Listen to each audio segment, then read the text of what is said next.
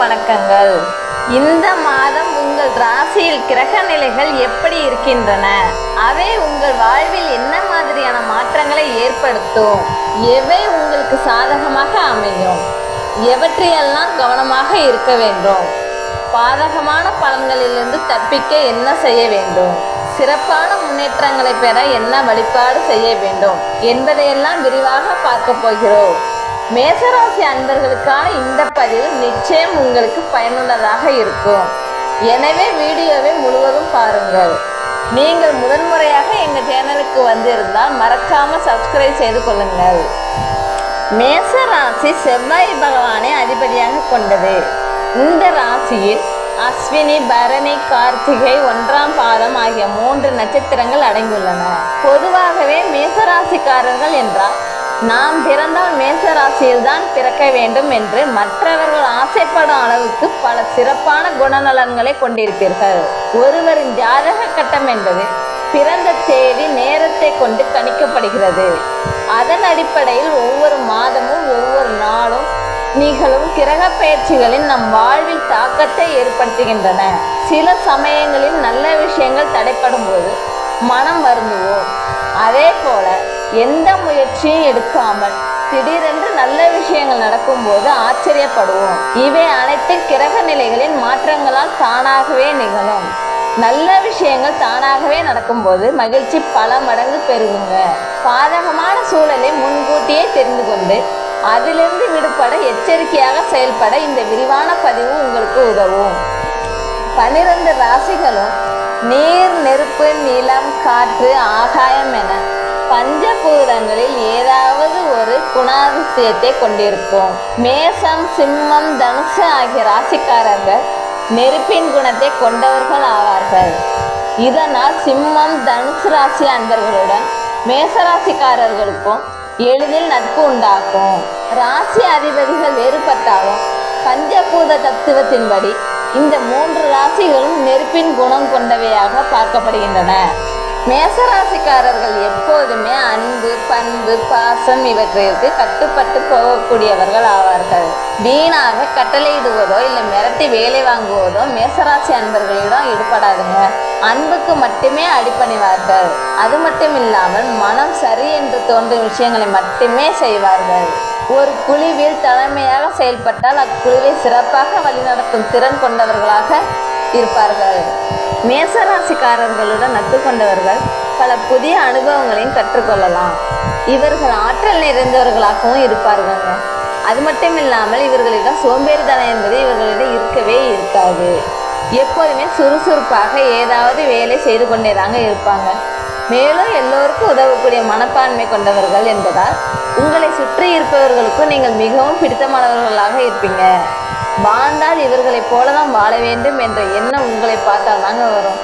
பெரிய வசதி வாய்ப்புகள் இல்லாவிட்டாலும் உங்களிடம் இருப்பதை வைத்து நிறைவாக வாழக்கூடியவர்கள் நீங்கள். அது மட்டும் இல்லாமல் ஆடம்பரமாக வாழ வேண்டும் அல்லது விலை உயர்ந்த பொருட்களை வைத்திருந்தால்தான் மதிப்பு என்று எண்ண மாட்டீங்க.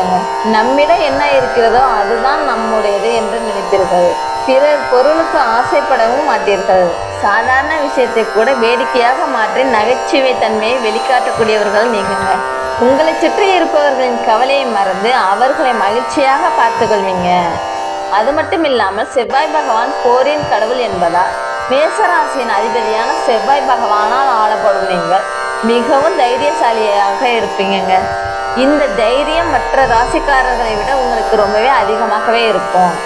ஒரு விஷயத்தில் முடிவெடுத்து விட்டால் அதை முடிக்கும் வரை தன்னம்பிக்கையோடும் தைரியத்தோடும் போராடி வெற்றி பெறக்கூடியவர்கள் நீங்கள். யாராவது உங்களை நம்பி ஒரு பிரச்சனையுடன் வந்துவிட்டால் அவர்கள் சாகும் வரைக்கும் பாதுகாப்பாக வைத்திருப்பீர்கள். ரகசியங்களை கூட பாதுகாக்கக்கூடியவர்கள் நீங்க. இவ்வளவு திறமையான சிறப்பான குணங்கள் உங்களிடம் இருந்தாலும் உங்கள் வாழ்க்கையில் சில பின்னடைவுகளும் கஷ்டங்களும் வந்து கொண்டேதாங்க இருக்கும். எல்லோருக்கும் நல்லது செய்கிறோம், ஏன் நம் வாழ்வில் இவ்வளவு கஷ்டம் வருகிறது என்று நீங்கள் நினைத்திருக்கலாம். அந்த கஷ்டங்களும் துயரங்களும் துன்பங்களும் எல்லாம் உங்களை விட்டு விலக செவ்வாய்க்கிழமையில் சிவபெருமான் வழிபாட்டை நீங்கள் செய்வதன் மூலமாக நன்மைகளை பெற முடியுங்க. ஏனெனில் செவ்வாய்க்கிழமையில் சிவபெருமானை வழிபடுவதன் மூலமாக உங்க வாழ்க்கையில் வரக்கூடிய தடைகள், தாமதங்கள் அனைத்தும் உங்களை விட்டு விலகிவிடும். அது மட்டும் இல்லாமல் உங்களுக்கு சிவபெருமான் பிடித்திருந்தால் ஓம் நமச்சிவாயா போற்றி என்ற மந்திரத்தை 3 முறை மறக்காமல் பதிவிடவும் செய்யுங்கள். சிவபெருமானின் அருளால் எல்லா விதமான நன்மைகளும் கிடைக்கப்பெற்று நீங்கள் நலமுடன் வாழ எங்கள் வாழ்த்துக்களையும் தெரிவித்துக் கொள்கிறோம். உங்களுக்காக இறைவனிடம் நாங்களும் பிரார்த்தனையும் செய்கிறோங்க. இந்த மாதம் கடந்த மாதங்களை விட உங்களுக்கு சவாலான மாதமாக அமையப்போகிறது. உங்கள் தொழில் விஷயத்தில் எதிர்பாராத சிக்கல்கள் ஏற்படலாங்க. அதனால கவனமாக இருக்க வேண்டும்.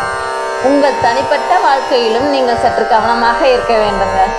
அது மட்டும் இல்லாமல் வீடுகளில் சண்டை சச்சரவுகள் வரும்போது வார்த்தைகளை மிகவும் கவனமாக பயன்படுத்த வேண்டும்.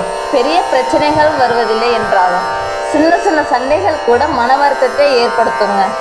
எனவே சற்று விட்டு கொடுத்து அனுசரித்து போனால் சண்டைகளை தவிர்க்கலாம். இறைவனின் ஆசீர்வாதம் உங்களுக்கு எப்போதுமே பக்கபலமாக இருக்கும். எவ்வளவு பிரச்சனைகள் வந்தாலும் அதிலிருந்து வெளிவரக்கூடிய ஆற்றலும் தைரியமும் உங்களுக்கு உள்ளதுங்க. பிரச்சனைகளை எப்படி சுமூகமாக முடிக்க வேண்டும் என்று யோசித்து செயலாற்றினாலே போதும். நிறைய பிரச்சனைகள் வந்தாலும் அவற்றையெல்லாம் தாண்டி வெற்றி வாய்ப்புகளை காணக்கூடிய யோகம் உங்களுக்கு இந்த மாதம் உள்ளதுங்க. உங்கள் வேலையிலும் சரி, உங்கள் வியாபாரத்திலும் சரி, சின்ன சின்ன போராட்டங்களும் வரலாம். ஆனாலும் அந்த போராட்டத்திற்கு பிறகு பெரிய வெற்றியை நீங்க காண முடியுங்க. அக்கம் பக்கத்தில் உள்ள உறவினர்களுடன், நண்பர்களுடனும் பேசும்போது கவனமாக பேசுங்கள். அது மட்டும் இல்லாமல் உங்கள் வார்த்தைகளில் கவனமாக இருக்க வேண்டுங்க. குறிப்பாக ஆண் பிள்ளைகள் இந்த மாதம் தந்தையோட சண்டை போடக்கூடாது. மேஷராசியில் உள்ளவர்கள் இந்த ஒரு விஷயத்தில் கவனமாக இருக்க வேண்டும். உங்கள் தந்தையின் ஆதரவு உங்களுக்கு பல வழிகளிலும் பக்கபலமாக அமையப்போகிறதுங்க. இந்த நேரத்தில் நீங்கள் அவர்களுடன் சண்டை போட்டு மன வருத்தத்தை ஏற்படுத்திவிட்டால் தந்தையால் வரக்கூடிய எந்த ஒரு சாதகமான பலனும் உங்களுக்கு கிடைக்காமலே போய்விடும். இந்த விஷயத்தில் மேசராசி அன்பர்கள் கவனமாக செயல்பட வேண்டுங்க. ஆண் பிள்ளைகளாக இருந்தால் உங்கள் தந்தையோட சண்டை போடுவதை தவிர்ப்பது ரொம்பவும் நல்லது. நீங்கள் தினந்தோறும் துர்க்கை அம்மனை வழிபட்டு வருவதன் மூலமாக நன்மைகளை பெற முடியுங்க. அன்றைய நாள் சிறப்பான முன்னேற்றம் உண்டாகும். காலையில் எழுந்தவுடன் துர்க்கை அம்மனை மனதார வேண்டிக் கொள்ளுங்கள். இன்று நாம் செய்யும் எல்லா விஷயங்களும் நல்லதாகவே நடக்க வேண்டும், எந்த ஒரு தடையும் தாமதமும் வரக்கூடாது என்று பிரார்த்தனை செய்யுங்கள். கட்டாயமாக நல்லது நடக்குங்க.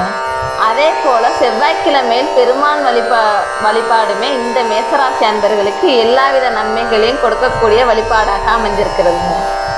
உங்கள் வாழ்க்கையில் நீங்கள் எதிர்பார்த்த மாற்றங்களும் நன்மைகளும் உண்டாக இந்த வழிபாடுகளையும் ஆலோசனைகளையும் பின்பற்றுங்கள். மேசராசி அன்பர்களே, உங்க வாழ்வு சிறக்க வாழ்த்துக்கள்ங்க. நன்றி. மேலும் வீடியோக்களுக்கு எங்கள் இறையருள் யூடியூப் சேனலை சப்ஸ்கிரைப் செய்து எங்களின் ஜோதிட பயணத்தில் இணைந்திருங்கள்.